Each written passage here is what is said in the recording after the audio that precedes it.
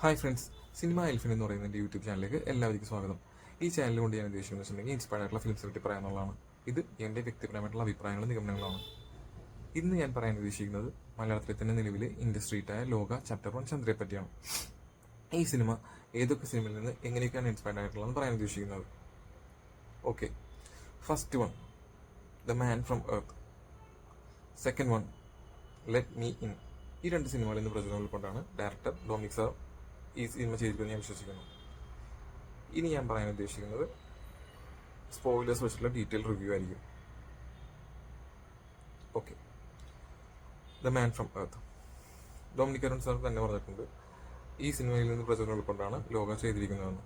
ഇതിൻ്റെ ചെറിയൊരു ഇൻസ്പിറേഷനായിട്ട് എടുത്തിട്ടുള്ളൂ പുള്ളി. കാരണം ഈ സിനിമ കണ്ടാൽ മനസ്സിലാവും, ഒരു ഒരു പ്രൊഫസർ പുള്ളി ഷിഫ്റ്റ് ചെയ്ത് പോവുകയാണ്, വേറെ ഏതോ സ്ഥലത്തേക്ക് പോകുന്നു 10 വർഷം കഴിഞ്ഞ്. അപ്പോൾ പുള്ളിയുടെ കൊളീഗ്സ് എല്ലാവരും വരുന്നു, ഫ്രണ്ട്സ് എല്ലാവരും വരുന്നു.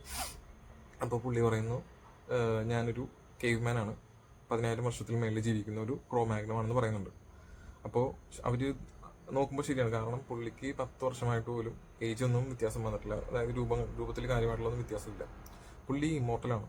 പുള്ളി ഒരു സ്ഥലത്ത് നിന്ന് വേറെ സ്ഥലത്തേക്ക് ഇപ്പോൾ ഇങ്ങനെ പോയിക്കൊണ്ടിരിക്കും. ഈ ഒരു ത്രെഡാണ് ഇതിലേക്ക് എടുത്തിരിക്കുന്നത്. ഇനി ഞാൻ പറയാൻ പോകുന്നത് ലെറ്റ് മീ ഇൻ. ഈ സിനിമയിൽ നിന്ന് അത്യാവശ്യം നല്ല ത്രെഡുകൾ എടുത്തിട്ടുണ്ട് ഞാൻ വിശ്വസിക്കുന്നു. കുറേ പ്ലോട്ടുകൾ എടുത്തിട്ടുണ്ട്. അത് എന്തൊക്കെയാണെന്ന് വെച്ചിട്ടുണ്ടെങ്കിൽ, നമ്മുടെ നായകനൊരു 12 വയസ്സുള്ളൊരു പയ്യനാണ്. അവൻ്റെ അടുത്തേക്ക് ഒരു ഏതാണ്ട് അതേ പ്രായത്തിലുള്ളൊരു ആബി എന്ന് പറഞ്ഞൊരു പെണ്ണ് വരുന്നു, നെയ്ബറായിട്ട്, അയൽവാസിയായിട്ട്. അപ്പോൾ അവൾ പിന്നീട് മനസ്സിലാവുന്നു അവളൊരു വാമ്പയറാണ്, ഇമ്മോർട്ടലാണ്.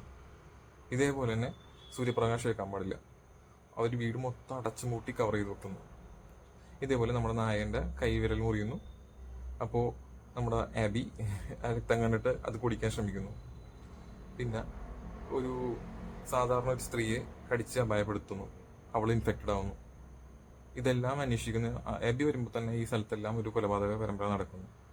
അതായത് അവൾ കൊല്ലുന്നതും അവൾക്ക് വേണ്ടി ഒരാൾ കൊല്ലുന്നതും ഉണ്ട് ഈ സിനിമയിൽ. അപ്പോൾ ഇത് അന്വേഷിക്കുന്ന ഒരു പോലീസായിട്ടുണ്ട്. പുള്ളി ഇവരുടെ വീട് തപ്പിയെത്തുന്നു. ഈ ലോകയിലേക്ക് വരുമ്പോൾ ചെറിയ ചെറിയ മാറ്റങ്ങൾ വരുത്തിയിട്ടുണ്ട്. കാരണം ഓപ്പോസിറ്റ് താമസിക്കുകയാണ് നമ്മുടെ ലോക. ഇവിടെ ഈ മെയിൻലി റൈറ്റ് സൈഡിലാണ് താമസിക്കുന്നത്. പിന്നെ ഇൻഫെക്റ്റഡ് ആയിട്ടുള്ള പെണ്ണ് ലെറ്റ്മീനിൽ മരിച്ചു പോകും. മറിച്ച് ലോകയിലേക്ക് വരുമ്പോൾ അത് പോലീസ് ഓഫീസർക്കാണ് ഇൻഫെക്റ്റഡ് ആകുന്നത്. അങ്ങനെ കുറച്ച് സപ്ലോട്ടുകൾ മാറ്റിയിട്ടുണ്ട്. ഇതൊക്കെയാണ് മെയിനായിട്ടുള്ള കോർ ത്രെഡ് എടുത്തിട്ടാണ് ഈ സിനിമ, ഈ നമ്മുടെ ലോക ചാപ്റ്റർ 1 ചന്ദ്ര പിടിച്ചിരിക്കുന്നത് ഞാൻ വിശ്വസിക്കുന്നു. ഇനി സിനിമ എങ്ങനെയുണ്ടെന്ന് വെച്ചിട്ടുണ്ടെങ്കിൽ, ഈ ദ മാൻ ഫ്രം എർത്ത് അതൊരു പക്ക OTT സ്റ്റഫാണ്. അതായത് ഒരു കുറച്ച് കൂട്ടം ആളുകൾ കൂടുന്നു, അങ്ങനത്തെ ഒരു ഡ്രമാറ്റിക് പടം. ജസ്റ്റ് എൻഗേജിങ് ആണ്. അതിൻ്റെ ത്രില്ലിംഗ് വൈസ് എലിമെന്റ്സ് ഉണ്ട്, നല്ല പ്ലോട്ടാണ്. പിന്നെ സെക്കൻഡ്, ലെറ്റ് മീ, അതൊരു സ്ലോ പേസ്ഡ് ഹൊറർ സിനിമയാണ്. ഇത് അത്യാവശ്യം നല്ല രീതിയിൽ വർക്കാവും. ഇതിലൊരു ആക്ഷൻ കാർ സീക്വൻസ് ഉണ്ട്, അത് കിടിലായിട്ട് എടുത്തിട്ടുണ്ട്. നല്ലൊരു ഹൊറർ എലമെന്റുള്ള സ്ലോ പേസ്ഡ് ഡ്രാമയാണ്. പിന്നെ ലോക, അത് ഗംഭീര സിനിമയാണ്. കാരണം നിലവിലെ മലയാള ഇൻഡസ്ട്രീന് അത് ഏറ്റവും യോജിക്കുന്നു, ആ ടാഗ് ലൈൻ. കാരണം ഒരു സ്ത്രീകേന്ദ്രിത കഥാപാത്രം ചെയ്തൊരു പടം ഇത്രയും വലിയൊരു ബ്ലോക്ക് ബസ്റ്റർ ഇൻഡസ്ട്രിയിട്ടായി, അത് ഗംഭീരമാണ്. കാരണം ഈ സിനിമ ഞാൻ തിയേറ്ററിൽ കണ്ടപ്പോൾ എനിക്ക് വളരെ ഇഷ്ടപ്പെട്ടു ഈ സിനിമ. കാരണം ഇതിൽ തിയേറ്റർ മൂവ്മെന്റ്സ് അത്യാവശ്യം നല്ല രീതിയിലേക്ക് വർക്കൗട്ടായി. പിന്നെ ദുൽഖർ സൽമാൻ പുള്ളി ചെയ്തൊരു അറ്റംപ്റ്റിന് സമ്മതിച്ചേ പറ്റുള്ളൂ. കാരണം ഈ സിനിമ പ്രൊഡ്യൂസ് ചെയ്തിട്ട് അതിൽ ഗംഭീര ക്യാമേജ് ചെയ്തു, അത് അടിപൊളിയാണ്. പിന്നെ സിനിമാറ്റോഗ്രാഫി നോക്കിയാലും എഡിറ്റിംഗ് നോക്കിയാലും നല്ല നൈസ് വർക്കാണ്. പിന്നെ മ്യൂസിക് ഒരു രക്ഷയില്ല. കാരണം ഈ സിനിമ അപ്ലിഫ്റ്റ് ചെയ്യുന്നുണ്ട് പല രീതിയിലും, പല സീക്വൻസുകളിലും. പിന്നെ മേക്കിംഗ് വൈസ് ആണെങ്കിൽ നല്ല ക്രാഫ്റ്റ് ഉണ്ട്. പുള്ളിക്ക് നല്ല കാലിബറുള്ള ഡയറക്ടറാണ്. ഇവിടെ ഫസ്റ്റ് പടം അധികം വർക്കായില്ല, തരംഗം. പക്ഷെ അത്യാവശ്യം നല്ല രീതിയിൽ മേക്ക് ചെയ്തിട്ടുണ്ട്. പെർഫോമൻസ് വൈസ് ആണെങ്കിൽ കൊള്ളാം. പക്ഷേ അതിൻ്റെ മെയിൻ പ്രോബ്ലമായിട്ട് എനിക്ക് തോന്നിയ ഒരു ആവറേജ് സ്ക്രിപ്റ്റാണ്. നല്ലൊരു സ്ക്രിപ്റ്റ് ഉണ്ടായിരുന്നു, ഇപ്പോൾ ലോകയിലെ പോലെ നല്ല സ്ക്രിപ്റ്റ് ഉണ്ടായിരുന്നെങ്കിൽ നല്ല രീതിയിൽ വർക്കാണ്ട ഒരു സിനിമ ആയിരുന്നത്. പിന്നെ അങ്ങനെയുള്ളൊരു ഫസ്റ്റ് പടം വർക്കാത്തൊരു ഡയറക്ടറിനെ വെച്ചിട്ട് 30 കോടി ഇൻവെസ്റ്റ് ചെയ്ത് ഈ ഇത്രയും ബ്ലോക്ക് ബസ്റ്റർ ആവാൻ യാതൊരു 50-50 ചാൻസ് ഉണ്ടായിട്ട് പോലും അതെടുത്ത് ദുൽഖർ സൽമാൻ നല്ലൊരു ബ്രില്യൻ പ്രൊഡ്യൂസറും നല്ലൊരു ആക്ടറും കൂടിയാണ്. പുള്ളിക്കൊരു സല്യൂട്ട്.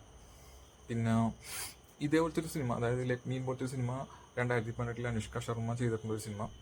ഏതാണ്ട് അതിനും കുറച്ച് സിമിലാരിറ്റീസ് ഉണ്ട് ലെറ്റ് മീനിനോട്.